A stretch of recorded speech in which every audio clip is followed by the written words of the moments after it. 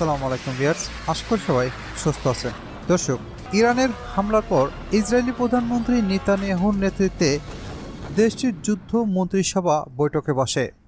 ওই বৈঠকে ইরানে ব্যাপক শক্তি নিয়ে আক্রমণের পরিকল্পনার প্রস্তাব অনুমোদনও দেওয়া হয়, কিন্তু পরে তা থেকে পিছিয়ে আসে। ইসরায়েলের ৩ কর্মকর্তার বরাতে এই তথ্য জানিয়েছে যুক্তরাষ্ট্রের সংবাদ মাধ্যম দ্য নিউ ইয়র্ক টাইমস।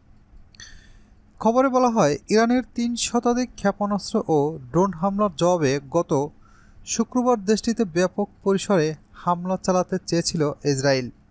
হামলার পরিকল্পনা ছিল ইরানের রাজধানী তেহরানের কাছের সামরিক ঘাঁটিতেও। তবে পরে সেই সিদ্ধান্ত থেকে সরে আসে ইসরায়েল সরকার। যুক্তরাষ্ট্রসহ বিভিন্ন মিত্র দেশের কূটনৈতিক চাপের কারণেই ইরানে বড় ধরনের হামলার সিদ্ধান্ত বাতিল করে ইসরায়েল। ইসরায়েলের ভূখণ্ড লক্ষ্য করে ইরানের ছোড়া প্রায় সব ক্ষেপণাস্ত্র ও ড্রোন ঠেকিয়ে দেওয়া ব্যাপক হামলা না চালানোর পিছনে একটি কারণ হিসেবে কাজ করছে। ১ এপ্রিলে সিরিয়ায় ইরান কনসুলেটে বিমান হামলা চালায় ইসরায়েল। এর জবাবে ১৪ এপ্রিল ইসরায়েলের লক্ষ্য করে ৩ শতাধিক ড্রোন ও ক্ষেপণাস্ত্র ছোড়ে তেহরান। ওই ক্ষেপণাস্ত্র ও ড্রোনের 99% ঠেকিয়ে দেওয়ার দাবি করেছে ইসরায়েলি বাহিনী। এর কয়েকদিন বাদেই শুক্রবার ভোররাতে ইরানের ইস্পাহান শহরে ক্ষেপণাস্ত্র হামলা চালায় ইসরায়েল। ইসরায়েলি কর্মকর্তাদের সূত্রে প্রতিবেদনে উল্লেখ করা হয়েছে, মধ্যপ্রাচ্যে বড় পরিসরে যুদ্ধ ছড়িয়ে পড়ুক তা চায়নি ইসরায়েলের পশ্চিমা মিত্ররা।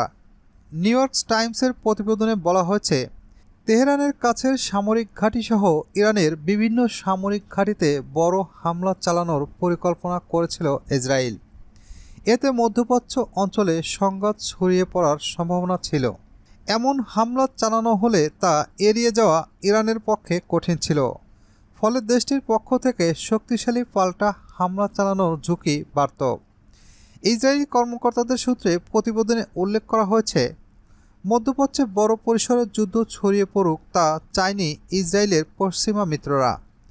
তাই ইরানে ব্যাপক হামলা না চালানোর জন্য ইসরায়েলের প্রধানমন্ত্রী নেতানিয়াহুকে আহ্বান জানান যুক্তরাষ্ট্রের প্রেসিডেন্ট জো বাইডেন। যুক্তরাষ্ট্র ও জার্মানির পররাষ্ট্রমন্ত্রীরাও একই অনুরোধ জানিয়েছিলেন। এর জেরেই নিজের পরিকল্পনা বাতিল করেন নেতানিয়াহু।